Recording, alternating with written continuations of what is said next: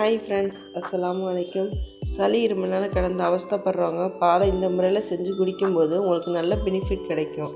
இந்த சீசனில் எல்லாருமே சளி இருமலால் கடந்து அவஸ்தைப்படுறோம். ஆனால் இதை செஞ்சு ஒரு தடவை குடிக்கும்போதே ஃபஸ்ட்டு இதுலேயே உங்களுக்கு இருமல் சரியாயிடும். இது தொடர்ச்சியாக 3 நாள் குடித்தாருன்னா உங்களோட சளி சுத்தமாக சரியாயிடும். இதை எப்படி செய்யலான்னு வாங்க பார்க்கலாம். ஃபஸ்ட்டு இதுக்கு 10 மிளகு, 2 ஏலக்காய், ஒரு சின்ன துண்டு ஜாதிக்காய் எடுத்துருக்கோம். இது ஆப்ஷனல் தான், இருந்தால் சேர்த்துக்கலாம், இல்லாட்டி பரவாயில்லை. இப்போ பாத்திரத்தில் பால் ஊற்றி ஸ்டவ்வில் வச்சுக்கலாம். பசும்பால்னாலும் ஓகே தான், பாக்கெட் பால்னாலும் பரவாயில்லை. இப்போ இந்த பால் காயறதுக்குள்ளே நம்ம எடுத்து வச்ச பொருட்களெல்லாம் தட்டி எடுத்து வச்சுக்கலாம். இப்போ பால் நல்லா கொதிக்க ஆரம்பிச்சிருச்சு. இப்போ நம்ம தட்டி வச்ச பொருளெல்லாம் இதில் சேர்த்துக்கலாம். அதோட சின்ன துண்டு இஞ்சியையே நான் தட்டி வச்சுருக்கேன். ஃபஸ்ட்டு இந்த தூளுங்களை சேர்த்துக்கலாம்.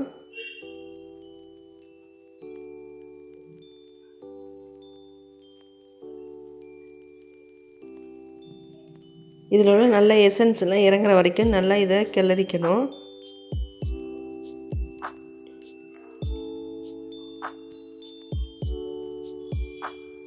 பால் 5 நிமிஷத்துக்கு இதிலேயே இருந்து கொதிக்கட்டு நல்லா. அப்போ தானே இதில் உள்ள எசன்ஸ்லாம் நல்லா இறங்கும்.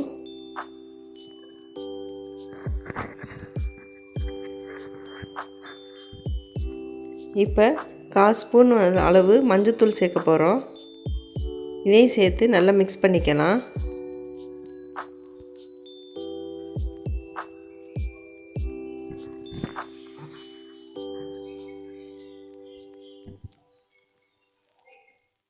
இப்போ எல்லாத்தையும் சேர்ந்து கலந்ததுக்கப்புறம் பனங்கல்கண்டு 4 ஸ்பூன் சேர்த்துக்கலாம். பனங்கல்கண்டு சேர்த்தா தான் சளிக்கு நல்லாயிருக்கும். இப்போ இதையும் சேர்த்து உடனே நல்லா மிக்ஸ் பண்ணிடணும். கை விட்டுட்டால் பால் திரண்டு போயிடும். நம்ம ஸ்டவ்வையும் ஆஃப் பண்ணிடணும். இந்த சமயத்தில் ஆஃப் பண்ணிவிட்டு கை விடாமல் இது மாதிரி மிக்ஸ் பண்ணிக்கிட்டே இருக்கணும்.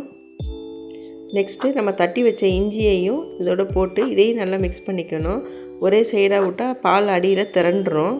அதனால் இது மாதிரி கை விடாமல் லைட்டாக மிக்ஸ் பண்ணிக்கணும். ஆனால் ஸ்டவ் கண்டிப்பாக ஆஃபில் தான் இருக்கணும்.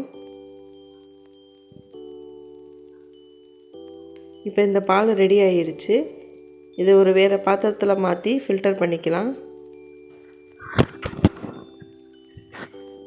இப்போ மருத்துவ குணம் கொண்ட சூப்பரான மசாலா பால் ரெடி ஆகிடுச்சு.